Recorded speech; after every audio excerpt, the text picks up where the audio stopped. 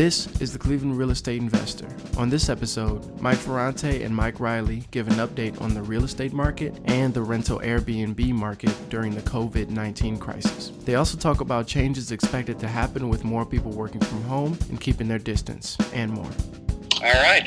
Hey, good afternoon, Mike. What's happening, Mr. Reilly? On a Saturday, sunny, 60 degrees, in the time of the COVID, sitting here in my living room, the dog walking around. You might hear a few pots and pans washed in the kitchen.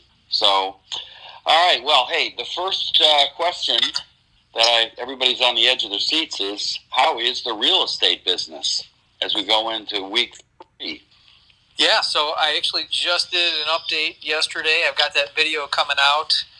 With the mask on. Well, yeah, there's that video as well. You look like you're ready to rob the place instead of show the place. So it's funny you mentioned that. I'm doing a series of videos with the hashtag cat burglar or realtor. So be on the lookout for those. Well, our president doesn't want to wear a mask. He just doesn't think it's cool. So I guess it's better that you die from it than be safe. So whatever. But we're going to try to limit our talk about that. All right, so keep going, Mike. Yeah, so really the bottom line, I've got numbers if we want to get specific, but really the bottom line is that for March, sales were up. That's closings. Now, we think that those were a lot of sales that were already under contract in January and February, and because what we're seeing are two things. The amount of inventory, it continues to shrink, and that's partially because only 816 houses hit the market in our county in March, which is way down. And the other thing... normally in March, which is the spring season, starting to heat up, how many would you have, like last year or the year before, on average? So I don't have that exact number, but it's down about 40%. Okay. Yeah, right. And then the other number that's down almost 40% is the number of homes that went under contract in the month of March. So it should be over 2,000. It should be in the 2,500 to 2,800 range. Only 1,459 homes went under contract in March, which means that April and May is going to start looking kind of skinny as far as the number of closings that we're going to have. So, to recap, to sum it up, April is looking like if you wanted to sell your house, what's it for you? So here's the way I'm answering that question. I'm saying, look, it depends. It's a case-by-case basis. If you need to sell your home, it actually, in my opinion, ends up being a very good time. I have a rental property I just put on the market because I think it's a great time to sell. Inventory is down. Prices are remaining steady. Buyers are still out there, particularly for certain types of properties, like the investors. They never stop buying. Right. But, certainly if you have family restrictions or you're uncomfortable with people coming in your home, that could limit your ability to sell your house right now, although we are taking steps to minimize that. The virtual transactions, as we talked about last time, this is the thing. This has been going on for years in other markets. We're finally getting on board with it here, and so there's ways to make it happen. But in my opinion, low inventory and steady demand with steady prices equals a great time to sell. Right, and I think with the virtual walkthrough, like I said in our last podcast, people are going to they're being forced to work at home. And then they discover, hey, this is not too bad, getting up and working from my laptop. I mean, if you can work from home, you get a little stir crazy. But when this is all over, we emerge from our cocoons from this onslaught with the virus, people are going to say to themselves, you know what, there's going to be days when I can work from home. The weather's bad, there's a blizzard, whatever, and people are going to start saying, hey, we want you working from home. So that adaptation of working from home is going to get locked in to people, and they're going to like it. It's like I said, sending emails. 10, 15 years ago, people started getting into that. And the same with buying a house. Buying a house, renting a house. Why spend all day just driving around with some hapless, beleaguered realtor, looking at stuff when you can just do it from the comfort of your wingback chair on a crackling fire when it's cold, rainy outside. Yeah, and I think you a couple podcasts ago, you even talked about, even further reaching effects, like, maybe business flights take a dip, because why fly all the way to Chicago or New York or DC or LA when you can get on a Zoom meeting and accomplish what you need to be done virtually in an online meeting. So, I think there's a lot of relevancy to that point that you made, that it's going to change a lot of things. It could change the way people get educated.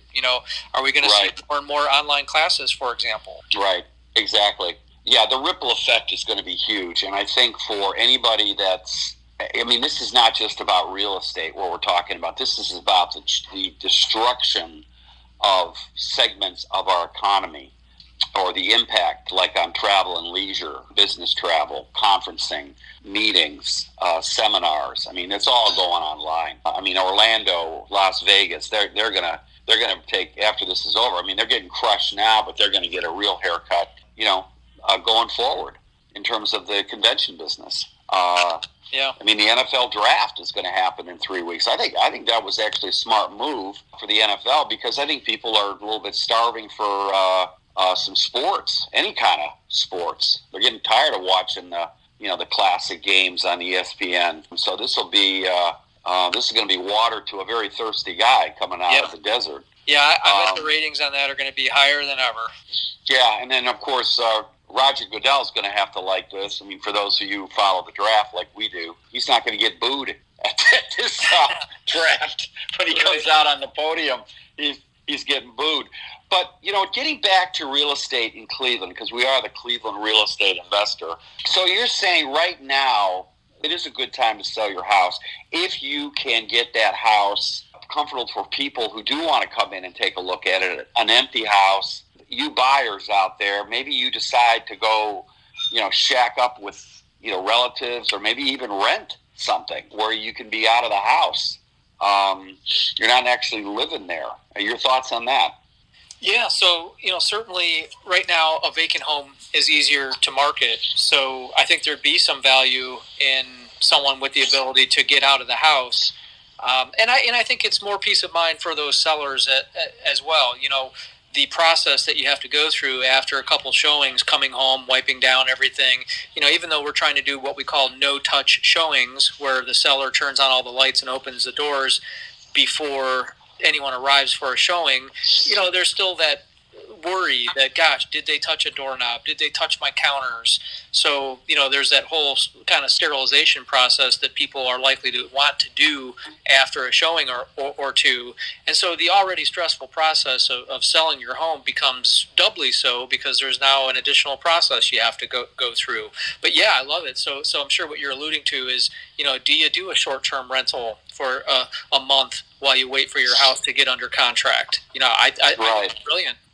Well, also, the virus, what it's done is it has winnowed the casual, the lookers out there. I've got friends of mine, very good friends of mine, who, their hobby is looking at houses. Yeah. Right? You see right. those. We see them. We see those people. It's there's such a fascination with real estate. There's, like we've talked about, there's TV shows dedicated to watching other people shop for houses, Mike. Yeah. Oh, wow. I forgot about that. Yeah. Good point. Yeah. So how much, say last year, for example, how many, you got a house on the market and the seller is getting all amped up because he's getting all this traffic. Let's say he gets 20 people come through. Out of those 20, how many are just people that'll never buy a house, that are just looking? Hobbyists, would you say? Yes. I think, I would say it's at least 10%, and that's a lot when you think about 1 in 10 people who come through your house aren't a serious buyer. Now, are they just out for entertainment, or are they wishful buyers? We have that segment of the market where people say, well, I want to buy a house. I'm not ready right now. I'm not pre-approved. Maybe I'm working on my credit, or my income has to go up a little bit, or I'm shopping out of my price range. That's the other group of people who aren't qualified. Well, I'm pre-approved for $150, but hey, Mr. Realtor, can I go look at this $300,000 house? And unfortunately, a lot of realtors are afraid to say no because they don't want to upset the client. Well, yeah, that's a little out of your price range, but sure, I'll set it up. And then, I think that's a waste of time. And you know what? You're absolutely right. But I have a feeling your 10% is too low, because I remember a couple of years ago when we actually were selling one of our investment houses, just testing the market. I was amazed at the number of people coming through who had no intention of buying the house, but they were just like, "Oh, I wish I could live here. This is good. This is my house, my dream house," and this and that. Be that as it may, I think the virus phenomenon now is just eliminating that completely. The only ones who are out there looking now are serious buyers. And so, I mean, take, for example, our house on Avalon, Will's house, one of our clients. God, he just threw that on the market a week ago. And right, tell the audience about that. Yeah, so here's a perfect example. Vacant house, kind of average price range, 120,000. Put it up, a couple days of coming soon marketing, which is essentially the same as when a restaurant's getting ready to open. They put up the signs that say coming soon, start a little advertising. We did that, opened the doors, first buyer in the door, made a great offer, and then we have, in the first 3 days, I think about 6 showings in 3 days, which is phenomenal. And, we're under contract on day 3. So wow. That's how much? You asked for 120. What's you under contract for, if you don't mind me asking? Well, so I can tell you it's close. It's pretty darn near list price. But the nice thing is it's a cash offer, which cash buyers expect a little discount, and hey, we're happy to give it if it's a cash offer that's very, very clean. But yeah, we did really well on that one. It's very close. Hey, let me just but let me just change subject real quick. A little sidebar here. Talk about what constitutes a great offer. Like you just said, cash offer. For those people that are selling their house out there, just because you're under contract, that doesn't mean the house is going to sell. I mean, the financing could collapse, right? Right. No, there's a lot of factors that go into an offer. So, for example, in this market, it's not uncommon for there to be multiple offers on a property. And as a seller evaluates these offers, they're not just looking at price, although that's undoubtedly the most important factor. But, then you start comparing other things like cash versus financed. In a lot of cases, a cash offer it's better. You're not worried about appraisal. You're not worried about the person losing their job, the buyer losing their job and suddenly not being able to be financed. You're not worried about a lender maybe not doing their due diligence correctly and not spotting something on a credit report that causes the deal to fall through later. So the finance is cash. The last 2 and 3, just a person losing their jobs. I mean, that's a real factor now. And then, of course, on the lending side, I mean, I've been dealing with Huntington Bank people, and they've been great. But, we got one person out on sick leave, and they're doing things remotely. So you got to wonder how efficient they are in moving the paperwork on a loan. Yeah, and that's a great reference to timing. So for a lot of people, a lot of sellers, timing is everything. So closing dates, how flexible is the buyer? So for example, you might have a seller who says, I want to close fast. I got a vacant home. I got an offer that's a little higher, but they want to close in 70 days or more because their lease isn't up or something like that. Well, that costs money, especially in the Heights where the taxes are notoriously on the high end. So you got a house in Shaker Heights and there's a 45-day discrepancy in closing dates. That could be $3,000-4,000, at a minimum, just in taxi. Right. So closing dates, there could and then be. You got maintenance. You got to cut the grass. That's right. God knows what would happen if you got a sudden microburst, mini tornado hit the area, and all of a sudden you got a flooded basement. Well, remember our friend on Guilford a couple of years ago, right before closing, that windstorm came through, knocked down a tree, and crushed the house. Remember that guy? Oh, wow, that's right. Yeah. So, and risk. Yeah. Risk is another one. So a fast closing, shorter time, less risk. Longer closing, more risk. Tree cut on a house. But back to the timing point. Some sellers want more time though. So, let's say you've got a house full of stuff and you need to move, but you don't want to move twice. If I could take a higher offer and move in 30 days, that would be great, but I got to put my stuff in storage and move it twice.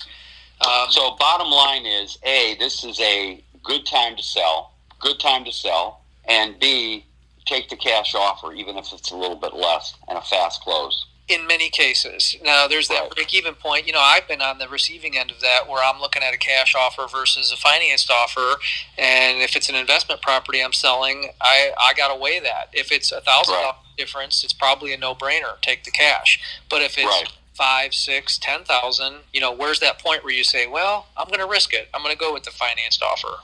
Right, and you could also get another offer in a couple of days, another cash offer, right? So there is an element of poker, and that's where your realtor, like for you, Mike, we've been working together for about 10 years now. Yeah. I've noticed that with some realtors, they're not real good at playing poker. They're not real good at assessing the risk and the cards on the table and what works. I mean, they're just sticking that sign in the ground. Yeah. They're not really, the real good ones. The good ones are analyzing the play and assessing the risk. And thinking 3 steps ahead. That's the other thing. You can't just think about the cards that are on the table. You got to think about what's coming up next. What's likely to come up next. Right. What's the traffic? What's the vibe that we're going into April and into May, especially in the time of the COVID here. I mean, everything's changed. It's a whole new ball game. I mean, like I'll go on Amazon now and I'll think, we really need to get this. I can't get it till June. I mean, the whole supply chain screwed up. Yeah. We went out to the grocery store. We got a bread machine. We're cranking that up, and we couldn't get yeast. We went 2 grocery stores, couldn't get yeast or flour. So everything is now filtered through the COVID. So right now, from the real estate standpoint, the reluctance of people to go into homes or have buyers or sellers having people come in their homes, and the fact that the people out there now may not be as many, but the ones that are out there are serious. So that would be a good place to stop in terms of the sale portion. Now let's talk about the rental environment now in Cleveland. Okay, let's take a break and talk very briefly about one of our sponsors, Team Mike with Century 21 Realty. I've worked with Mike Ferrante for over 10 years. He's smart and his team is energetic. Mike doesn't show a house, he sells a house with proactive 21st century marketing such as 3D showings, which during this pandemic is becoming a real game changer in the real estate industry. So if you want to sell your house fast and at the right price, call Team Mike at Century 21 Realty. Okay, back to our show. This has been a fascinating time for us, as I said in my last podcast. But before I get into my little read, I know you don't do a lot of rentals, but what's your take on the rental scene, Mike? Well, so when we list a house for rent, our phones just blow up. So what I can tell you is that it's still a great market if you're thinking of purchasing investment properties. The demand for rentals is still extremely high, and I think what we see, just like we saw with the Great Recession that started in 2008, home ownership begins to dip and more people have to rent. They've losing their house, losing their job, whatever the circumstance is. And so the demand for rentals is certainly very high. If you're a renter listening to this, and I know we're mainly talking to investors here, but if you're a renter, it's tough. We see the frustration. We hear it firsthand.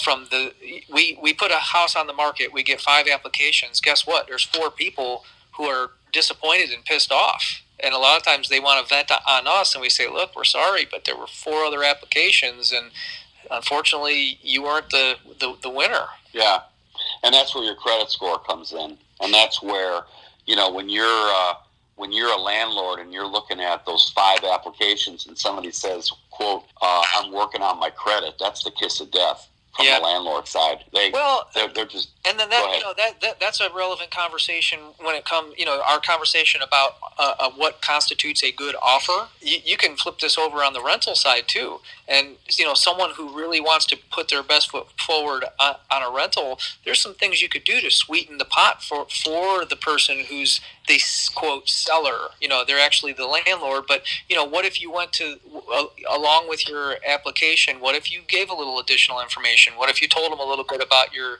family? What if you offered to put up extra security deposit or prepay some rent, if you happen to be in a position with some cash? I mean, you guys rent properties. If someone came to you and said, hey, I want to rent this place for 12 months, but I'll prepay 3 months up front and give you deposit.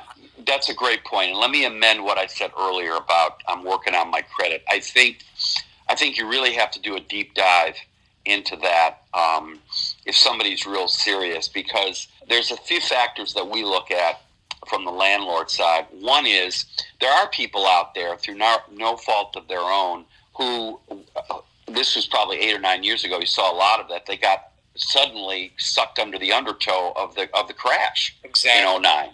And they got these people never missed a mortgage payment, and all of a sudden they were using their own home, as a credit card to pay for their kids' college, or maybe in fact a lot of them were encouraged by the banks, right, to get as much out of their house as they could, which is the reason why the bubble burst. So these people are now sucked under. They owe 20, 30, 40,000. They got to declare bankruptcy. Their credit suddenly goes into the garbage can. But when you do a deep dive and study that, you see that they were making all their payments. They were not stiffing, the utilities. They're not stiffing their cell phone. They got stuck where, they had to walk away from the house. And I have to say, if I thought of going back of all the people we've rented to, the top 5, 4 of them would be people that went through that process. I mean, they were great tenants. They took care of the house. They treated it like their own. They were still in the mindset of a homeowner, as opposed to a mindset of a renter. A lot of times there's a whole, class of renters out there. They're just used to every 2 years going somewhere, and they'll just destroy a property. Yeah. And you may get $1,000 a month on rent. That's $12,000, and then 2 years later, after they leave. You got to put like $6,000 just to fix it up after they've damaged the house. So there is a lot of shades of gray here in terms of who you rent to.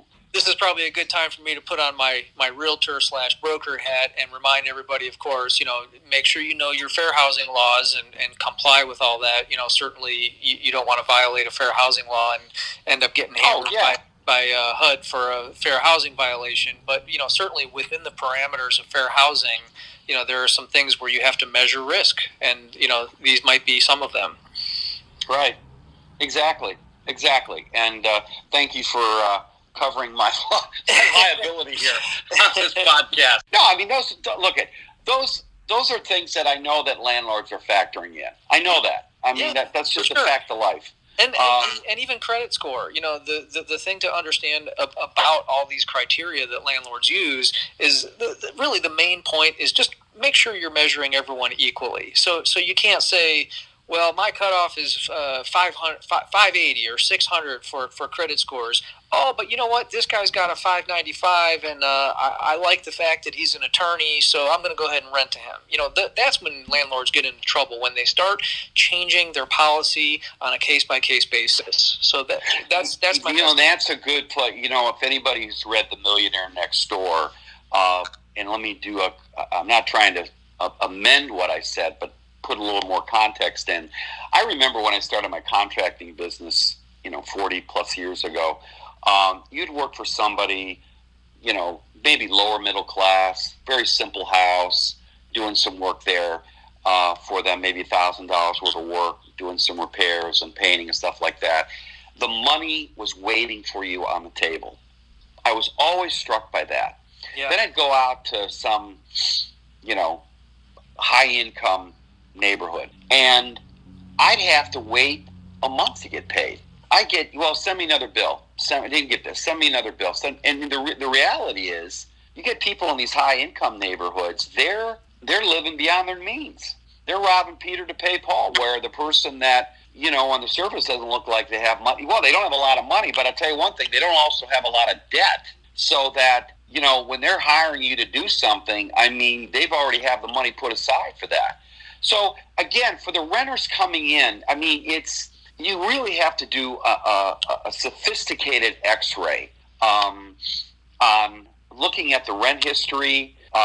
Sometimes people have to rent immediately because the landlord sold the house from under them, and they have to get out. But then it's important to look at, well, how long were they there? Were they there for a couple of years? They took care of the house and never missed a rent payment? That's a 4-star, 5-star tenant there. Yeah. Sometimes driving over to the house that your prospective tenant is living in and just looking at it. Is it maintained, or is there like 8 cars in the driveway and just garbage laying around?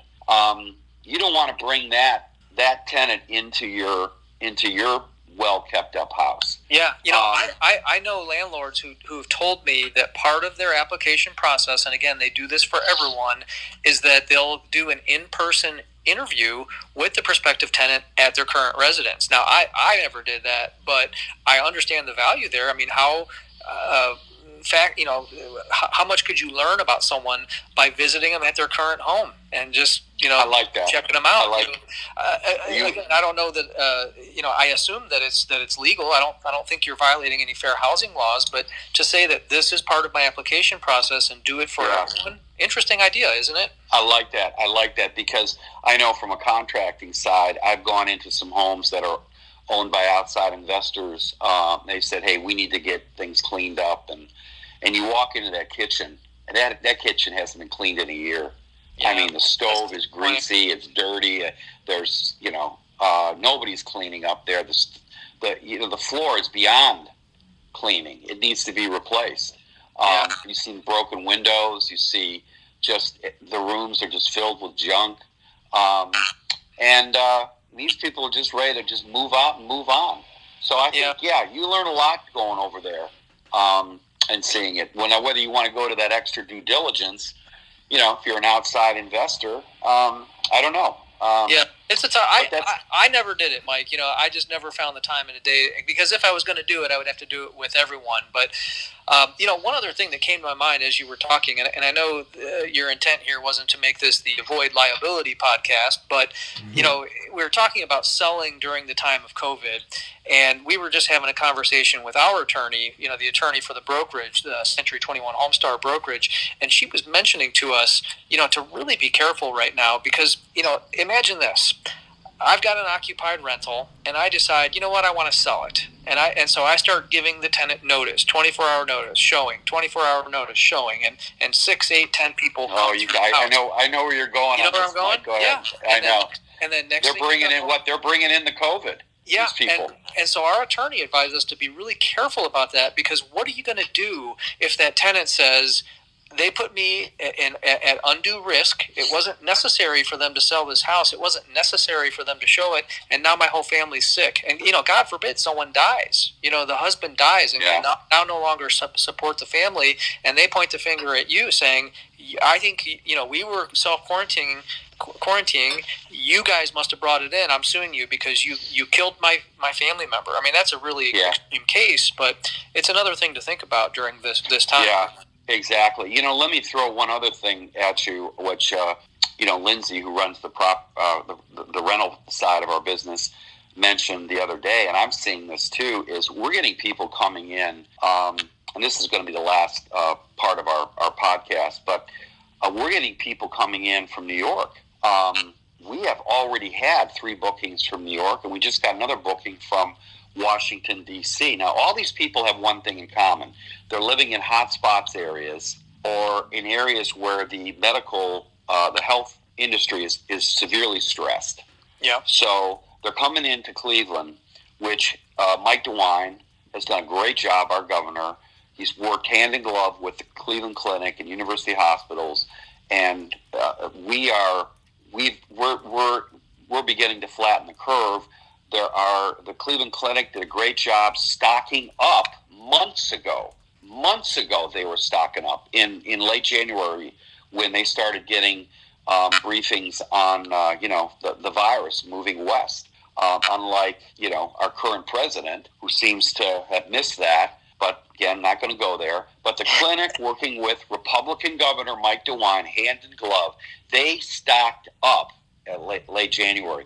So we have the medicine, we have the ventilators, we have the bed capacity now, and we're in the process of flattening curve. If you're living in New York, if you're living in New Orleans, or some of the, like even Detroit or whatever, and you have family here, these people are now coming to Cleveland. They're fleeing this area. Yeah. And I don't think they're not bringing the virus with them, but they're just fleeing a very problematic area. And so when they move in, when these bookings come in, what I've been struck by is how they're not as demanding as maybe a year ago with our Airbnb. I mean, we just don't have the staff to come over there and maybe give them a bigger bed or do this or do that. We're simply saying, hey, we're there to take care of, the furnace is down, or there's the toilet doesn't work.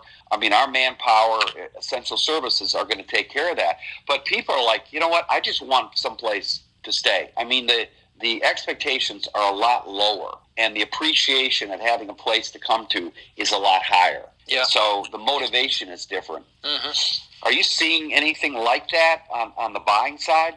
People lowering their expectations or demands, a little less demanding? I think that it's more a function of the seller's market as far as the real estate sale market. I think you're seeing that, your buyers are still somewhat demanding, when you're spending that much money on what is typically the biggest purchase that any person or family makes in their lives.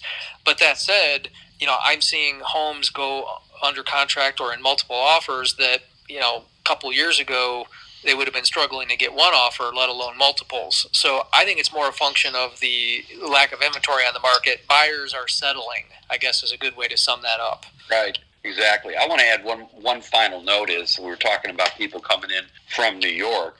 I think Cuomo and DeWine and these governors, Hogan in Maryland, a Republican, guy in Illinois, the lady governor in Michigan.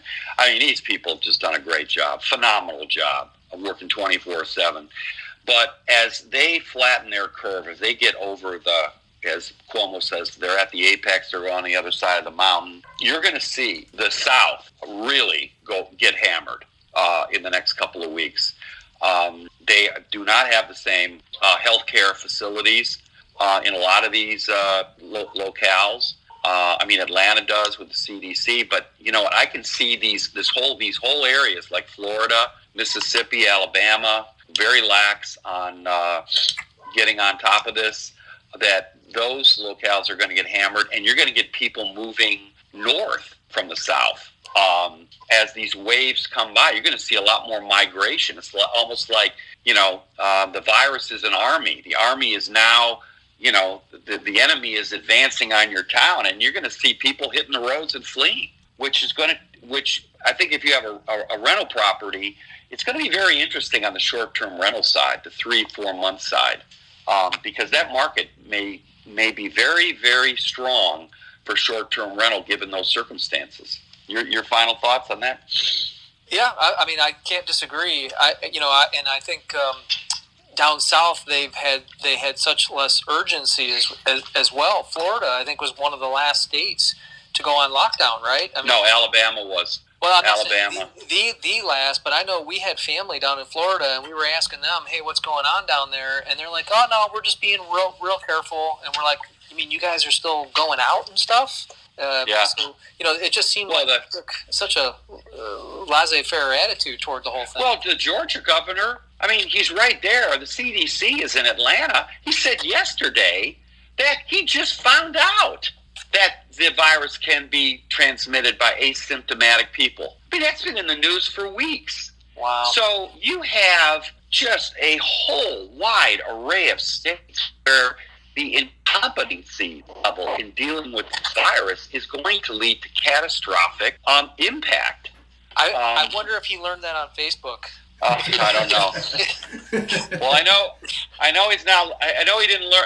He may have learned it on Fox News because they've turned that ship around 180 degrees, because now they're actually, the news coming out from the Murdoch family is they're preparing for a whole wave of lawsuits that they are going to sue Fox News because they've been spreading this misinformation for the last month, up until the last week or two. So you talk about liability issues. But again, this whole COVID experience that we're going through is going to be impactful in so many different ways, so many different levels.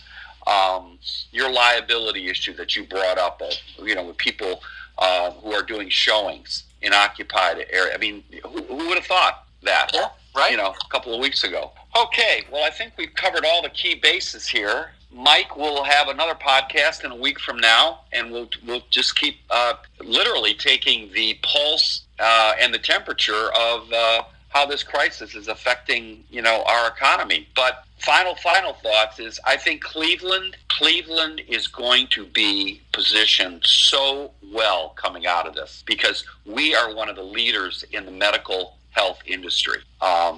We've got a great governor. We've got good government, and we've got great healthcare facilities with the Cleveland Clinic, world-renowned, and university hospitals. So I think there's a lot to look forward to as Cleveland is going to continue to grow as a destination city. Yeah, I love to hear it too, and I'll keep you posted.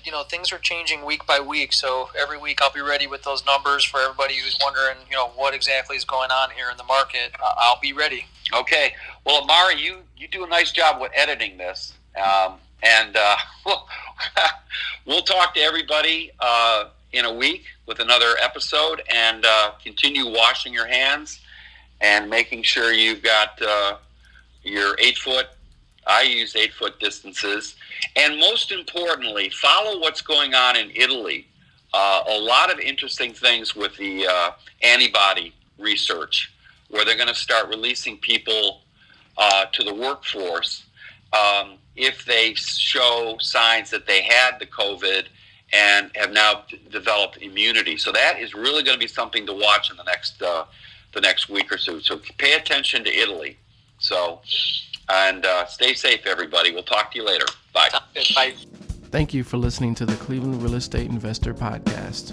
Follow us on your favorite streaming services like Spotify, SoundCloud, Apple Podcast, or Overcast. Or find our website, www.reilly-properties.com, to stay up to date on new episodes or get caught up on old episodes.